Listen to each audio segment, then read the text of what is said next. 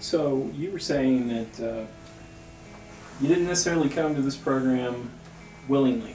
No, not at all.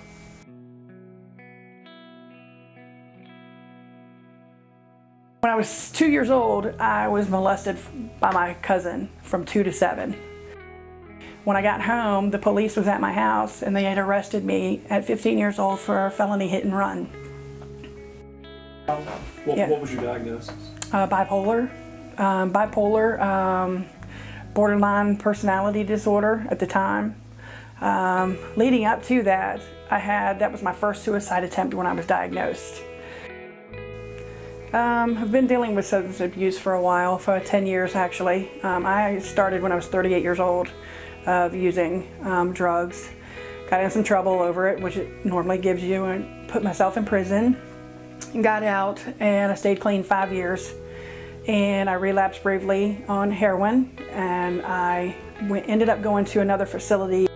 Got out, graduated successfully, and I stayed clean from 2013 until 2016 when my granddaughter, my dad had passed away the 24th of January 2016, and 7 days later my granddaughter got run over and killed on the 31st of January, and that's when I relapsed.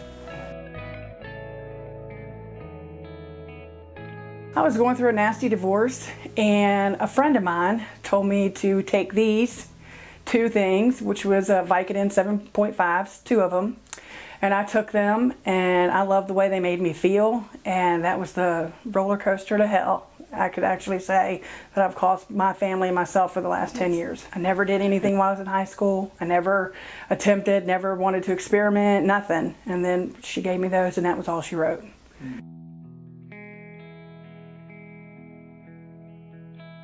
Like I said, I was 38 years old, and a friend, I was going through a divorce, and she had given me 2 7.5s, and I was able to figure out how to get them illegally or go to the doctors and get them legally. And so I would do that. I would, as they say, doctor shop, which means you go from doctor to doctor, hospital to hospital, getting pain pills, or faking illnesses or that, just to get something that's going to make you high. And I ended up, I was staying with, or not really staying, but I had a job keeping this elderly lady. I was like her nanny kind of person, and she had a credit card laying on her desk, on her dresser, and I stole it, and I used it, and $50,000 later, I found myself in prison. I had 30 felonies, credit card fraud and forgery, and I got actually 24.5 years sentence on it, and I had to serve 5 years before I got out.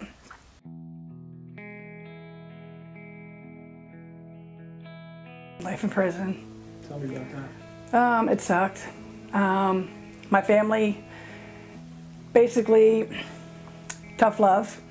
I never received any phone call. I never was able to make any phone calls. I never got any visits, except for 2 in the very first year, few months I was there. My kids came to visit me. That was the only time. I never got letters. There was no commissary. There was nothing. I depended on what I got daily, and that's what I lived with. I grew up a lot. You know, I thought I was growing at 38, but going through that makes you tough. You know, if you've been through that, then you can realize that you can actually pretty much go through anything. There were fights there. There were, you know, a lot of different activities going on. Of course, you can get drugs while you're in prison anyway. So, but at that point, I wasn't even into it, because I guess my mind had, you know, been like, wow, this is what got me in trouble. I don't want anything to do with it. And I stayed away from it.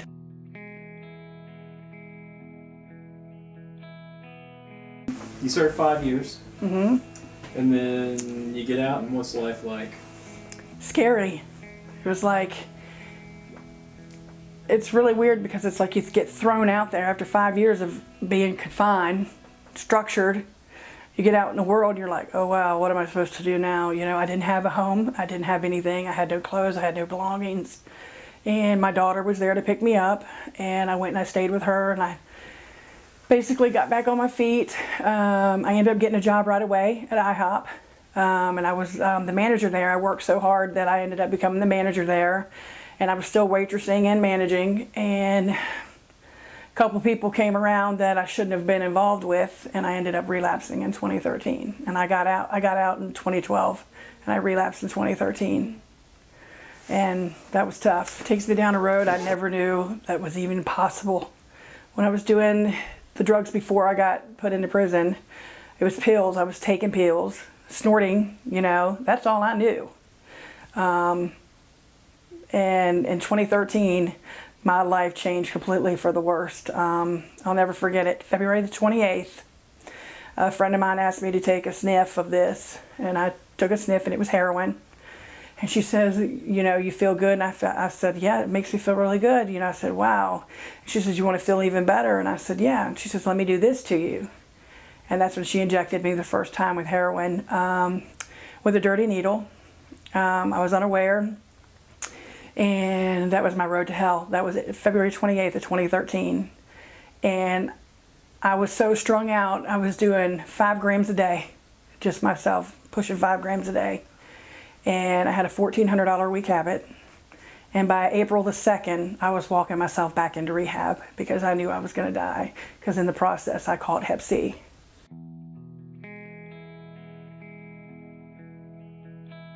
Like I said, January 31st of 2016, that changed my life forever.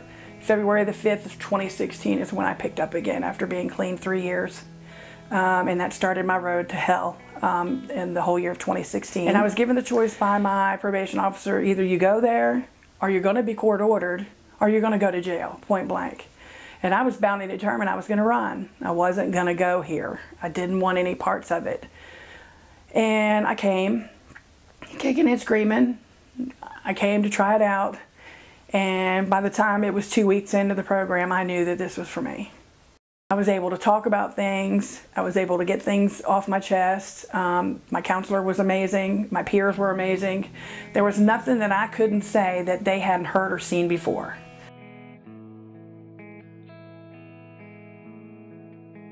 After detox is when I came here, actually. March 22nd is when I graduated out of the house, and I went into aftercare. And I successfully was doing great in aftercare. Until about October. A lot of things were going on. I couldn't deal with the death of my granddaughter. It just kept playing there. I kept trying to deal with it, and you know, something had happened, and I would think about her, and then it came up, and I instantly like relapsed, just like briefly. It doesn't matter if it's a day, an hour, 5 minutes, it's a relapse. And I took two 7.5 Percocets is what I took, and I relapsed. And I came, was honest here, was honest with probation. She, you know, knew that I could do this. She gave me another chance, and one of the clinicians here gave me the opportunity to go into the dojo. And that's where it all started from there, and that was November the 27th. I came into the dojo.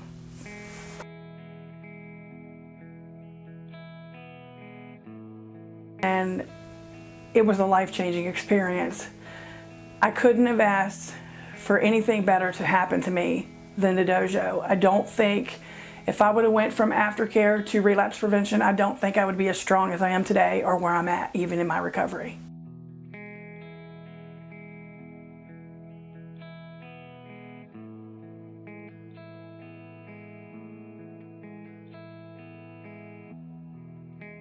Joe gave us a sense of being a self that, you know, kind of like love self.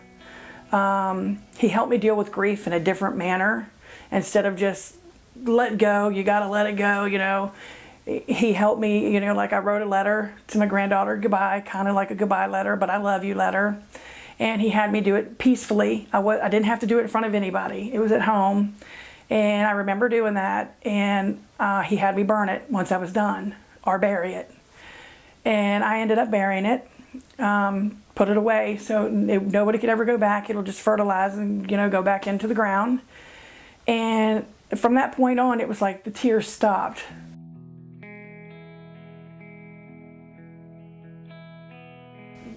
You know, because I grew up in the way that I grew up, in a dysfunctional family, abuse, there was alcoholism, you name it.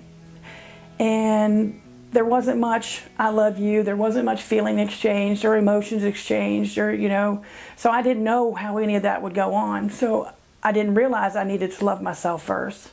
I just went and I was trying to find love with this man or that man or this drug or that drug. When I came through the program, Joe taught us, the mindfulness of, you've got to love yourself, and you've got to be whole here before you can do anything out there or get better. And if I don't love myself, then I'm not going to even be able to love my recovery, to even push forward to do it. I got to love myself enough to know that it's important to me. So, and that's where I had to get to. Until I got to that point, everything inside of me didn't matter. So everybody was able to just crumble me because I was a people pleaser. I allowed everybody else to control what I was going to do. And when I came into the program, it was number 1-0. I had to think about me, and since I've started thinking about me, what makes me happy, what makes me survive, what makes me want to move forward, life has gone pretty good because, I don't care what other people think anymore. It doesn't matter to me. The hardest part of being in recovery was admitting that I had a problem in the first place. Because when you're playing that facade of being tough, and you're really just not as tough as you think you are, and you're hiding that, then you have to let the world know that I have a problem.